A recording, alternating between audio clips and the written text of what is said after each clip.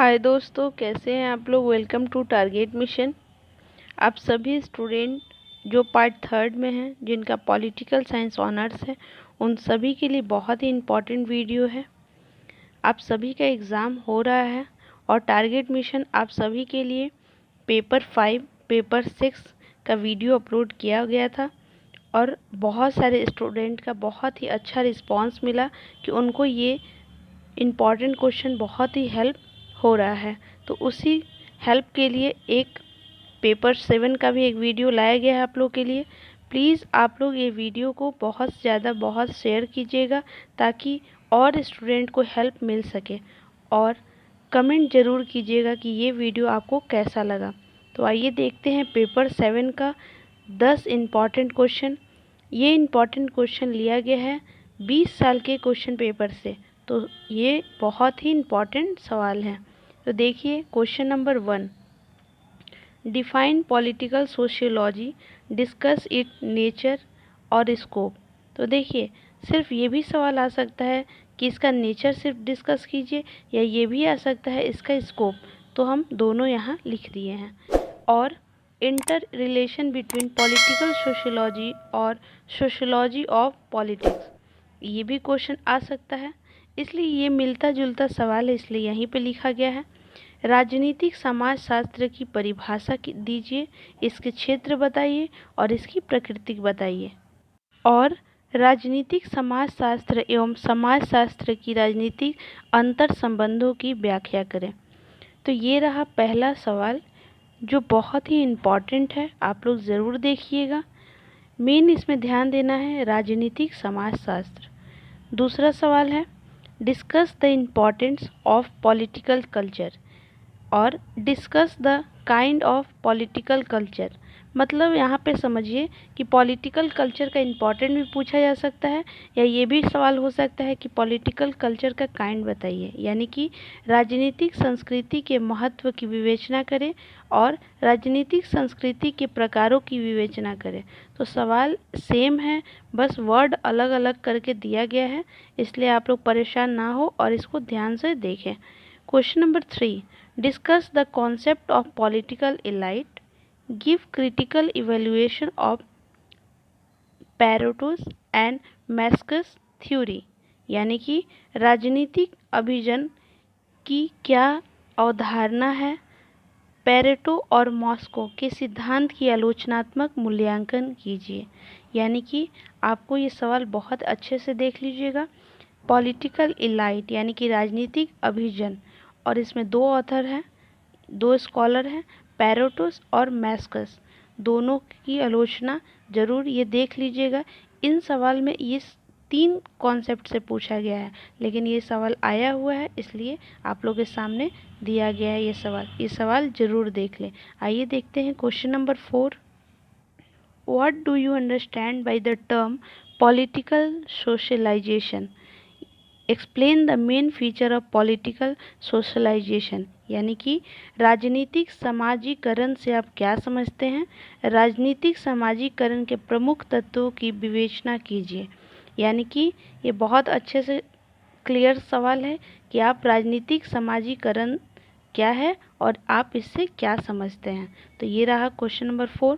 आइए देखते हैं question number 5, discuss the factor influence the voting behaviour in India. यानी कि भारत में मतदान व्यवहार से प्रभावित करने वालों तत्वों की विवेचना कीजिए। देखिए इस सवाल में एक और सवाल पूछा जा सकता है, वोटिंग बिहेवियर। अब आपको इंडिया में या कोई और कंट्री ऐसे करके पूछा जा सकता है, आपको ध्यान रखना है यहाँ पे इंडिया ना भी लिखा रहे तो भी आपको इंडिया ही के पर्सपेक्टिव में लिखना है। ध्यान रखिए, बस वोटिंग बिहेवियर भी दे सकता है, लेकिन एक सवाल में वोटिंग बिहेवियर इन इंडिया पूछा गया था, वही सवाल आपको दिया गया है, इसलिए मतदान व्यवहार ये शब्द को आप पकड़े रहिएगा, ये इम्पॉर्टेंट है। Question number 6, political parties are the main instrument of political recruitment, discuss this statement. यानी कि राजनीतिक दल राजनीतिक भर्ती का प्रमुख उपकरण है, इस कथन की विवेचना कीजिए। इस सवाल में भी आपको एक और तरह से पूछा जा सकता है कि व्हाट इज़ पॉलिटिकल पार्टी, या आपसे ऐसे पूछा जा सकता है कि पॉलिटिकल रिक्रूटमेंट क्या है, यानी कि राजनीतिक भर्ती क्या है। तो एक ही सवाल है लेकिन दो तीन तरह से एक ही सवाल को पूछा जा सकता है, इसलिए जब भी आप नोट्स बनाएं तो उन सारे पॉइंट को उस नोट्स में इंक्लूड करें कि सवाल कुछ भी हो आपका नोट्स रेडी रहे। Question number 7, what do you understand by the term political participation? Discuss the various kind of political participation। यानी कि राजनीतिक सहभागिता से आप क्या समझते हैं? राजनीतिक सहभागिता के विभिन्न रूपों की विवेचना कीजिए। यानी कि आपको यहाँ पे पॉइंट पकड़ना है पॉलिटिकल पार्टिसिपेशन, यानी कि राजनीतिक सहभागिता। Question number 8, define political modernization।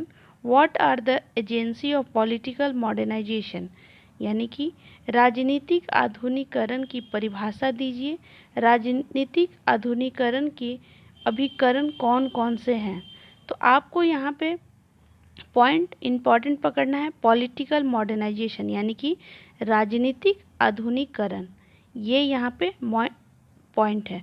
देखिए आप बिल्कुल पॉइंट को पकड़िए कि पॉइंट क्या है, मतलब मेन हेडिंग उसका क्या है क्वेश्चन का, और सवाल कुछ भी है अगर वो वहाँ पे लिखा हुआ है तो आपका नोट्स वही होगा। आप वहाँ पे वही नोट्स जो अपना बनाया है वही लिखिए। वहाँ पे वर्ड चेंज हो सकते हैं लेकिन जो मेन पॉइंट है वो चेंज नहीं होगा। Question number 9, right an essay on political and society in India. यानी कि भारत में राजनीतिक और समाज पर एक निबंध लिखें। तो देखिए ज़रूरी नहीं है कि आपको सिर्फ निबंध ही वहाँ पे बोला जाए कि लिखने के लिए, आपसे ये भी पूछ सकता है कि what do you mean understand by political and society in India.